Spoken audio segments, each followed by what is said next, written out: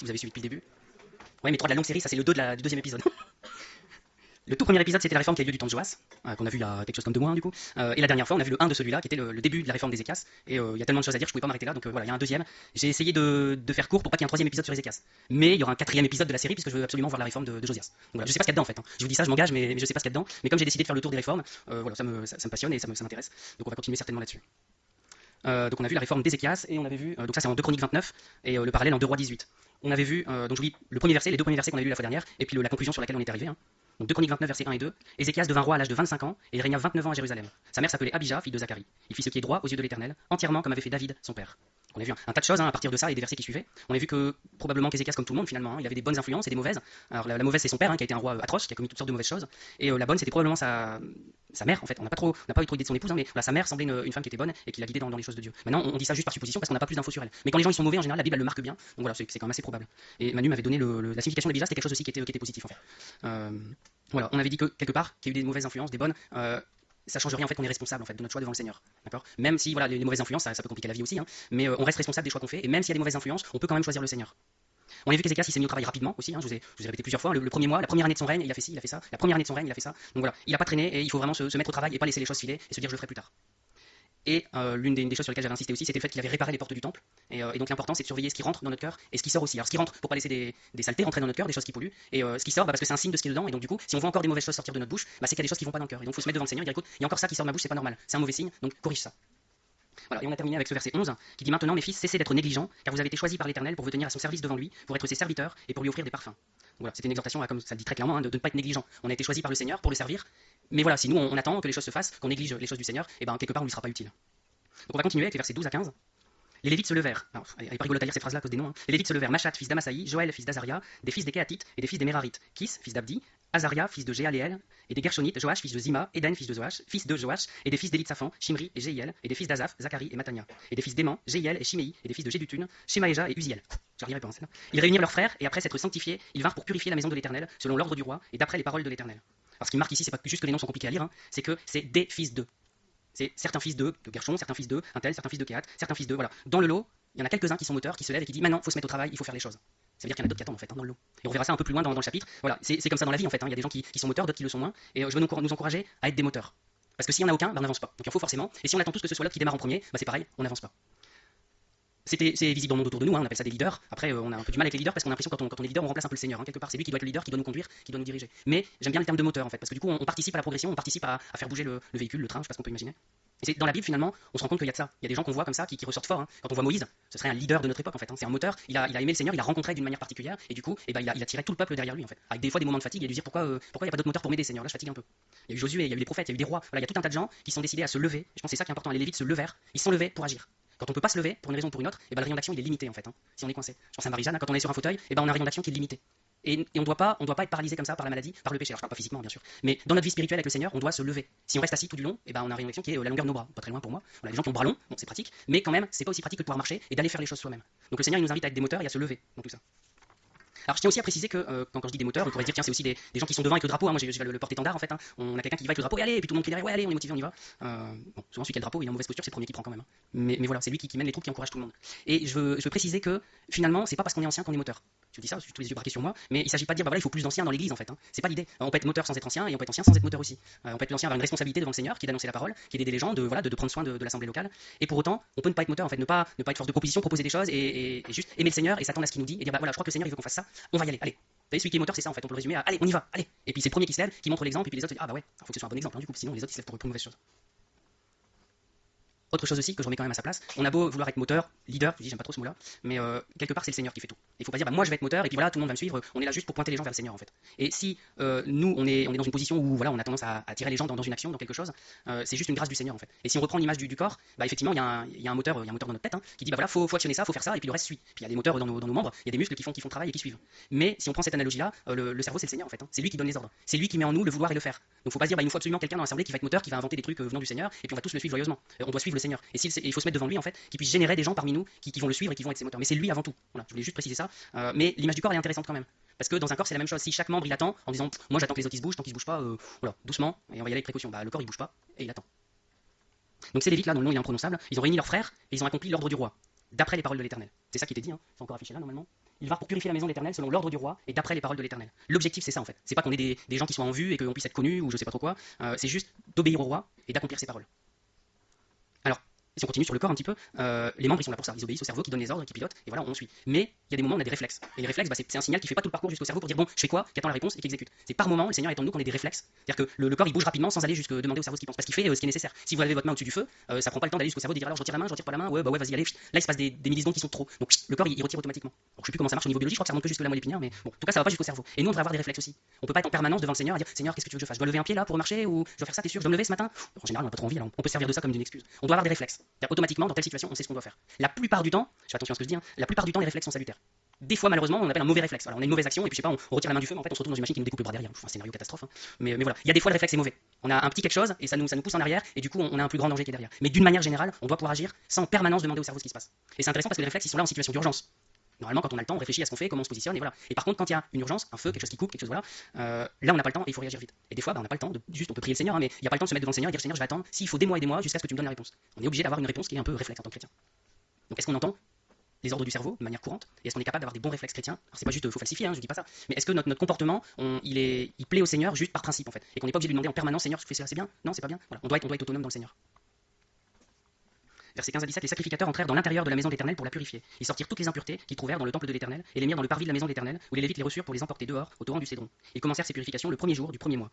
Le 8e jour du mois, ils entrèrent dans le portique de l'Éternel et ils mirent 8 jours à purifier la maison de l'Éternel. Le 16e jour du premier mois, ils avaient achevé. On retrouve des idées qu'on a déjà vues en fait, hein, que le Seigneur nous demande de purifier son temple, de purifier notre vie, et ça prend du temps en fait. C'est ça on nous répète hein, le premier jour du premier mois. Voilà, je vous l'ai assez dit la fois dernière, je reviens pas dessus. Donc il y a à se mettre au travail rapidement, mais ça veut pas dire que tout va être fait le premier jour et que je me convertis et dès le premier jour, hop, je suis parfait, tout est réglé, il y a plus rien à faire. Ça prend du temps parfois. Alors faut pas non plus que ça devienne un côté évolution, hein, où je vais attendre que ça bouge tout doucement et que ma vie évolue vers quelque chose de mieux. Mais il y a des choses que le Seigneur met en place progressivement dans notre vie.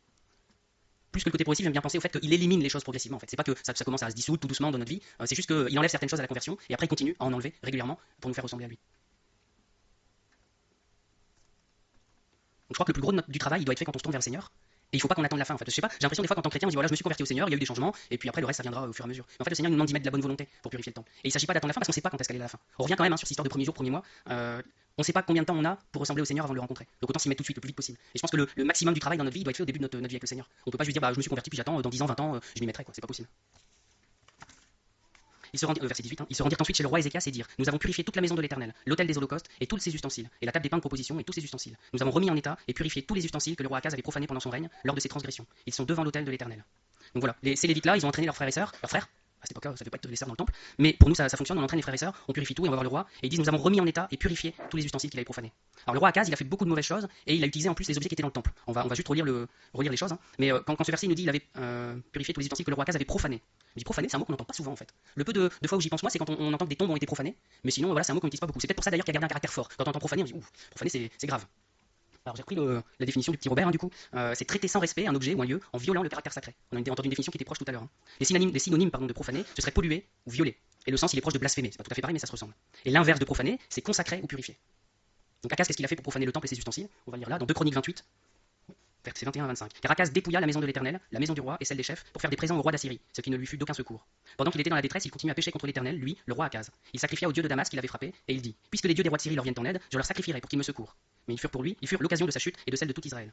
Akaz rassembla les ustensiles de la maison de Dieu, et il mit en pièces les ustensiles de la maison de Dieu. Il ferma les portes de la maison de l'Éternel, il se fit des autels à tous les coins de Jérusalem, et il établit des hauts lieux dans chacune des villes de Juda pour offrir des parfums à d'autres dieux. Il irrita ainsi l'Éternel, le Dieu de ses pères. Voilà. On avait déjà lu, je crois, hein, ce passage-là. Ça nous rappelle comment il était Akaz, et il a utilisé les choses de la maison de Dieu pour d'autres choses. Il les a mis en pièces en fait. Alors à notre époque, on n'utilise pas beaucoup profané, mais je pense que c'est un mot qui est valable pour nous. Alors vous allez peut-être me trouver peut-être un peu dur, hein, mais quand on voit cette définition, traiter sans respect un objet, un lieu, en violant le caractère sacré. Je crois qu'à chaque fois qu'on désobéit Dieu, on profane son temple en fait. Notre vie, c'est le temple de l'Éternel. Et donc si on lui désobéit, si on fait n'importe quoi avec notre vie, eh ben on profane son temple. On viole le caractère sacré de ce qui appartient à Dieu. À chaque fois qu'on lui obéit, au contraire, qu'on fait ce que Dieu nous demande, eh ben on se consacre en fait, on consacre notre vie à Dieu. C'est des mots qu'on n'emploie pas beaucoup, hein, mais je pense que c'est important de marquer que si on lui appartient, notre corps c'est le temple du Saint-Esprit, c'est quelque chose de sacré. On est en train de parler du Saint-Esprit, de la troisième personne de Dieu. Et donc si on fait n'importe quoi avec notre vie, eh ben quelque part on blasphème. Et on peut le prendre un peu à la légère, des fois on sait qu'on désobéit en fait au Seigneur. On fait quelque chose, on sait très bien que ça lui plaît pas. Et le terme désobéissance, il a tellement perdu à notre époque qu'on dit bah ouais bon j'ai désobéi, j'ai péché, je vais changer, ça va aller mieux. En fait si on se dit j'ai profané le temple de Dieu, on prend un peu plus la mesure de ce qu'on a fait en fait. La fin de ce verset c'était nous avons remis en état et purifié tous les ustensiles. Ils sont devant l'autel de l'Éternel. L'objectif du Seigneur avec nos vies, c'est de tout remettre en état. On peut croire qu'il est un peu rude parfois, mais en fait il a besoin de faire du nettoyage, de remettre les choses en ordre et du coup qu'elles puissent servir à nouveau. Et le deuxième objectif du Seigneur, c'est de nous mettre devant l'autel de l'Éternel. Je crois que c'est quelque chose qu'on connaît pas bien, mais on devrait être devant lui et dire Seigneur, à quoi je peux servir, et juste le contempler en fait, juste le regarder et le laisser nous modeler. Et je crois qu'il y a un peu de ça, ils sont devant l'autel de l'Éternel, ils sont devant et il n'y a plus qu'à s'en servir en fait, pour le Seigneur. Est-ce que nous on peut être dans cet état-là? Est-ce qu'on peut dire bah voilà, Seigneur, je suis devant toi, vas-y, sers-toi de moi. Je continue sur 2 Chroniques 29, les versets 20 à 24. Le roi Ézéchias se leva de bon matin, j'insiste, assembla les chefs de la ville et monta à la maison de l'Éternel. Ils offrirent 7 taureaux, 7 béliers, 7 agneaux et 7 boucs en sacrifice d'expiation pour le royaume, pour le sanctuaire et pour Juda. Le roi ordonna aux sacrificateurs, fils d'Aaron, de les offrir sur l'autel de l'Éternel. Les sacrificateurs égorgèrent les bœufs et reçurent le sang qu'ils répandirent sur l'autel. Ils égorgèrent les béliers et répandirent le sang sur l'autel. Ils égorgèrent les agneaux et répandirent le sang sur l'autel. On amena ensuite les boucs expiatoires devant le roi et devant l'assemblée, qui posèrent leurs mains sur eux. Les sacrificateurs les égorgèrent et répandirent leur sang au pied de l'autel en expiation pour les péchés de tout Israël, car c'était pour tout Israël que le roi avait ordonné l'holocauste et le sacrifice d'expiation. Je vous ai souligné le de bon matin, je recommence de bon matin, le premier jour, le premier mois, vous avez largement compris. Donc là encore une fois, qu'est-ce qu'il fait de bon matin? Il se lève. Il se lève, décidé à agir. Et je reprends mon exemple d'Abraham, de bon matin, il se lève, décidé à agir et à obéir et à faire ce que Dieu lui demande. Alors le passage précédent c'est intéressant parce qu'il nous a laissé devant l'autel. Et maintenant on parle de sacrifice. Alors pour dire, nous les sacrifices c'est bon, on n'est plus à cette époque-là, il n'y a plus besoin, finalement. Et c'est pas complètement faux. Mais c'est pas complètement vrai. C'est pas complètement faux parce qu'effectivement il n'y a plus de sacrifice à faire pour le pardon de nos péchés. C'est Jésus qui a payé pour nous, c'était le dernier sacrifice. Et voilà, à ce niveau-là, il n'y a plus de sacrifice. Je peux plus faire des sacrifices à Dieu pour dire de me faire pardonner. C'est terminé ça. C'est Jésus qui a payé, j'ai pas besoin de sacrifier. J'ai besoin juste d'accepter qu'il règne sur ma vie, de lui demander pardon. Mais si on s'arrête là, je pense qu'on réduit un peu les choses et qu'on oublie des choses. Et je crois que dans notre vie, au contraire, quand on marche avec le Seigneur, c'est une vie de sacrifice. Et peut-être qu'on connaît pas ça beaucoup, mais quand on lit la vie des grands hommes de Dieu, on se rend compte de tous les sacrifices qu'ils ont fait dans leur vie. Et quand au plus ils ont servi le Seigneur, au plus ils sont grands hommes de Dieu, ça se dit pas, mais vous voyez l'idée, au plus ils ont fait de sacrifices en fait, au plus le Seigneur il a enlevé de choses dans leur vie. On a vu les mardis soirs la doctrine de la prédestination et du libre arbitre. Je reviens pas dessus, c'est terminé, on y a passé suffisamment de temps. Mais je veux juste préciser que l'un des gros défauts de la prédestination, l'un des effets négatifs de ça, de dire moi je crois en la prédestination, je suis sur une liste, je suis sauvé, voilà. C'est justement qu'on fait plus rien en fait. Et qu'on n'est plus prêt à faire des sacrifices pour Dieu. Parce que de toute façon, si je suis sur la liste, c'est bon, je suis sauvé, j'ai rien à faire. Et ça c'est un défaut, et il faut pas tomber là-dedans. Et voilà, ça rejoint ce côté de on se dit nous le sacrifice Jésus l'a fait, je suis tranquille, j'en ai plus à faire. Oui, j'en ai plus à faire pour mes péchés, pour obtenir le pardon. Mais si je veux continuer à avancer avec le Seigneur, je suis convaincu que le Seigneur va me demander de retirer des choses. Et ça sera un sacrifice. Alors les deux dernières prédications, ça m'a marqué parce que j'avais déjà ça à peu près en tête. On a cité Romains 12, verset 1, qu'on connaît beaucoup. Donc c'est Paul qui dit, je vous exhorte donc, frères, par les compassions de Dieu, à offrir vos corps comme un sacrifice vivant, saint, agréable à Dieu, ce qui sera de votre part un culte raisonnable. Voilà. C'est du Nouveau Testament, je vous le précise parce qu'on pourrait dire, oui, mais le sacrifice c'est l'Ancien Testament. Non. Dans le Nouveau Testament, on n'en parle pas beaucoup, mais il y a quand même cette notion de le sacrifice c'est notre propre vie en fait, qu'on donne pour le Seigneur. Et si on lui a dit à un moment donné, Seigneur, je te donne ma vie, on peut pas le retenir en fait. Quand il dit, ok, tu m'as donné ta vie, fais ça et ça. Ouais, mais je t'ai donné ma vie, mais bon, sauf ça. Et sauf ça, et ça aussi, et ça. Et la liste elle s'allonge vite en fait. On sourit, mais finalement, si on s'examine soi-même, je pense qu'on se rend vite compte de toute la liste de choses qu'on lui a pas encore donné en fait. Et c'est un encouragement, mais ça fait peur en même temps, mais il faut se dire que le Seigneur il va rayer la liste un par un. Tout ce qu'il veut c'est enlever ces choses-là et remplacer par lui.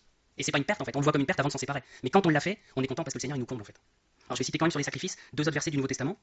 Il y a Philippiens 4 verset 18 qui dit j'ai tout reçu. Donc c'est encore une fois Paul, il dit je suis dans l'abondance, j'ai été comblé de biens en recevant par Épaphrodite ce qui vient de vous comme un parfum de bonne odeur, un sacrifice que Dieu accepte et qui lui est agréable. Donc là ça parle de je sais pas quelle église d'ailleurs, des Philippiens probablement, puisqu'on lit la lettre aux Philippiens, qui sont sacrifiés en fait, qui ont fait tout ce qu'ils pouvaient pour faire une collecte et apporter à Paul et lui apporter un peu d'aide. Et pour eux ça leur coûtait en fait ça. Donc il y a un sacrifice de leur propre bien pour l'apôtre et pour le travail du Seigneur. Et Hébreux 13, c'est un peu la même idée en fait. Par lui, offrons sans cesse à Dieu un sacrifice de louange, c'est-à-dire le fruit de lèvres qui confesse son nom. On pourrait dire, c'est bon, ça c'est un sacrifice de louange, je le loue, voilà, j'ai fait mon sacrifice. Un sacrifice c'est quelque chose qui coûte.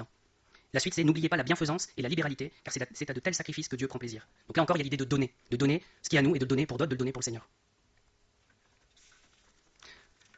Je crois qu'en fait le sacrifice c'est un des principes fondamentaux de la vie chrétienne. Alors, je ne vais pas vous donner de leçons, j'ai mon propre parcours avec le Seigneur, et le Seigneur il me montre des choses, il me dit ça, va falloir que ça s'arrête. Ça, va falloir que ça s'arrête. Alors des fois c'est des mauvaises choses, c'est pas un sacrifice. Ce que j'ai dit la fois dernière, si ça nous coûte rien, c'est pas vraiment un sacrifice, en fait il nous débarrasse de ça et puis voilà. Mais des fois c'est des choses auxquelles on tient. Et quand le Seigneur dit ça, tu sais, je veux le prendre pour moi. Ouais mais c'est compliqué et puis on traîne et là quand on est comme ça en fait on est négligent. On est négligent parce qu'on bloque le Seigneur dans son action, le Seigneur dit j'attends encore ça. Et je sais pas si ça vous arrive mais que vous dites Seigneur je voudrais te connaître plus et le Seigneur il fait je t'ai déjà dit il y a ça encore. Et ça quand est-ce que tu me le donnes? On repart un peu comme le jeune homme riche, on repart un peu tête baissée dire et quand on revient la fois suivante, Seigneur, qu'est-ce que je t'ai dit la fois dernière? Alors Seigneur des fois il passe à autre chose en attendant mais il va y revenir. Son objectif c'est qu'on soit purifié et apte à le servir. Alors je peux pas vous empêcher, j'ai dû vous saouler je sais pas combien de fois avec ça aussi, mais le témoignage de Rhys Owells, je vous l'ai déjà dit 50 fois, mais je vais finir par le relire encore une fois, parce que j'ai plus les détails de son témoignage, mais quelque chose qui m'a vraiment marqué quand je l'ai lu, c'est vraiment de me rendre compte à quel point le Seigneur il a tout retiré dans sa vie en fait.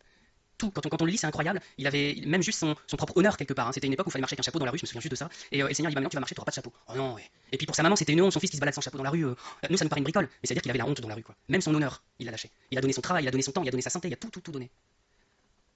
Et il le dit, c'est dur. C'est dur, il le cache pas quand il dit son témoignage, c'est dur de le donner, mais le Saint-Esprit il est rude comme ça parce qu'il nous discipline. Mais quand le Seigneur il remplace ce qu'il a pris et qu'il met sa propre personne à la place, à chaque étape il disait je l'ai connu encore plus le Seigneur au travers de ça.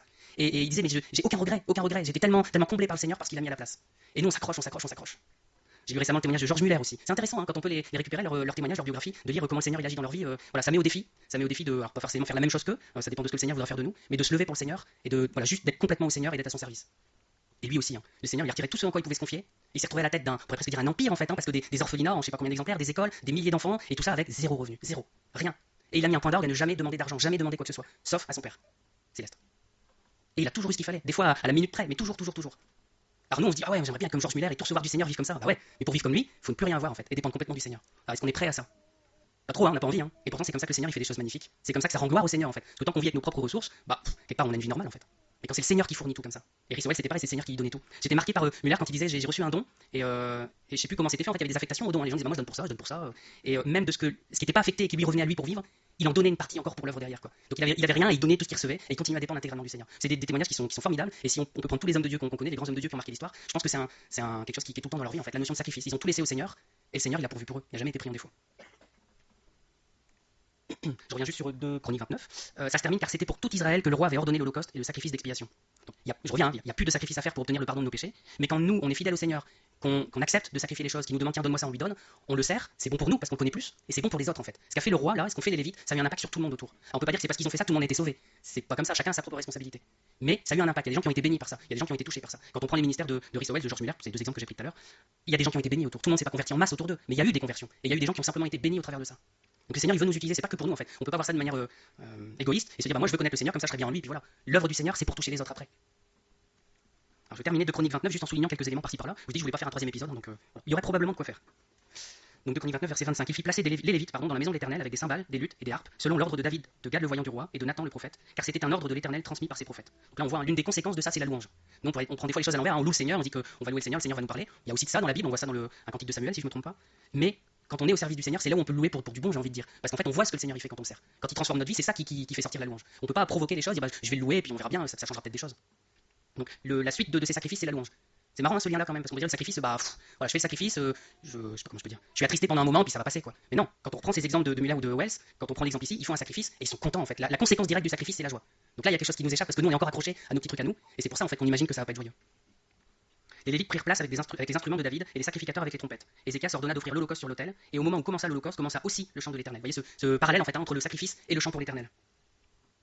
Au son des trompettes et avec accompagnement des instruments de David, roi d'Israël. Toute l'assemblée se prosterna, on chanta le cantique et l'on sonna des trompettes, le tout jusqu'à ce que l'holocauste fût achevé. Quand on eut achevé d'offrir l'holocauste, le roi et tous ceux qui étaient avec lui fléchirent le genou et se prosternèrent. Et on en arrive à l'adoration en fait. Ils ont juste adoré le Seigneur, ils l'ont loué, remercié pour qui il était, et c'était juste en sa présence et content de l'être. Et c'est ça l'objectif en fait. Hein. On pourrait dire, moi l'objectif c'est connaître le Seigneur, mais oui, si tu connais c'est pour louer, c'est pour l'adorer. En fait, toute la finalité du travail de Dieu dans notre vie, c'est de l'adorer et de louer. Et si on se dit qu'on a du mal à le louer, qu'on a du mal à l'adorer, qu'on dit moi l'adoration je sais pas trop, ouais je le chante, je lui dis merci, bah c'est qu'on le connaît pas encore assez en fait. Quand on le connaîtra comme il faudra, on le louera, on l'adorera et on se posera pas de questions. Parce qu'on l'aura devant nous en fait. C'est comme un cadeau tant qu'on sait pas ce que c'est, bah voilà, on peut être content de l'avoir, on voit la boîte, on voit l'emballage, c'est beau, mais une fois qu'on l'ouvre, ah ouais, et là voilà, la joie elle sort toute seule. On se pose pas de questions, on dit oh ouais, bah ça dépend des cadeaux après. C'est peut-être une mauvaise image, mais avec le Seigneur, il y a pas de mauvaise surprise. Quand on le connaît, quand il se révèle à nous, voilà, on peut que exploser de joie et exploser en louange. C'est un long passage celui-là, c'est versets 30 à 36. Puis le roi Ézéchias et les chefs dirent aux Lévites de célébrer l'Éternel avec les paroles de David et du prophète Asaph. Et ils le célébrèrent avec des transports de joie. Ça transport de joie pareil. Hein. Quand on a un côté un peu flamand, hein, comme ça, comme chez nous, on est très et on n'exprime pas beaucoup là, des transports de joie, on sent que ça les dépasse et puis voilà. Hein. C'est encore une leçon pour moi, il y en a qui rigolent. Et ils s'inclinèrent et se prosternèrent. Ézéchias prit alors la parole et dit maintenant que vous vous êtes consacrés à l'Éternel, voyez, on a le côté blasphémateur, le côté on avait dit quoi? Pardon?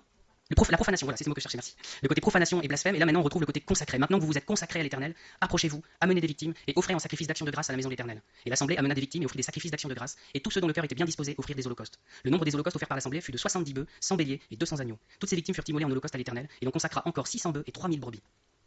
Ça leur coûte en fait, hein. Enfin, alors à notre époque c'est compliqué hein, parce que les animaux faut plus toucher, tout ça, faut plus manger de viande, voilà, c'est pas la même époque et il y a toute une symbolique derrière en fait. C'est pour ça que c'est important quand même, cette notion de sacrifice, on peut dire bah oui mais ça c'était mal à l'époque ce qu'ils faisaient, ils étaient violents envers les animaux, mais ça faisait partie du plan de Dieu pour nous faire comprendre c'est quoi un sacrifice en fait. Ça faisait partie du plan de Dieu pour nous montrer qu'il y a un besoin de payer par le sang pour nos péchés.